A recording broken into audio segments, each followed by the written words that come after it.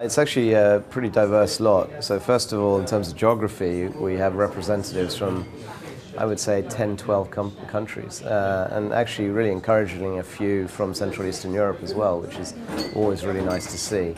And even more so because the main focus of this event is on slightly more later stage companies, although we have a few really early stage companies which we want to put in who could be the next big thing. The main focus is on growth, and so to see growth stage companies from Central Eastern Europe is even more encouraging.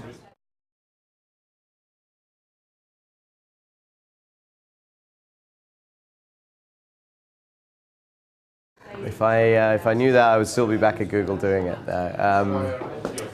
I think there's been a continual development of e-commerce in a way that we now have some real sizable e-commerce players in Europe.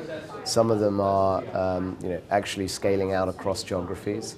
And I think the point has come where several offline commerce companies are now looking at the synergies between online and offline. And those could be corporate acquisitions or joint ventures of some sort.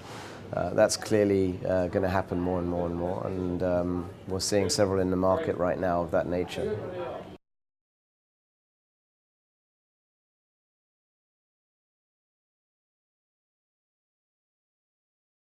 Yeah, great question. I mean, I think it was already on a great organic growth path, but certainly what the government initiative has done is refocused everyone's attention on it, from the press to corporates to investors to startups from abroad as well.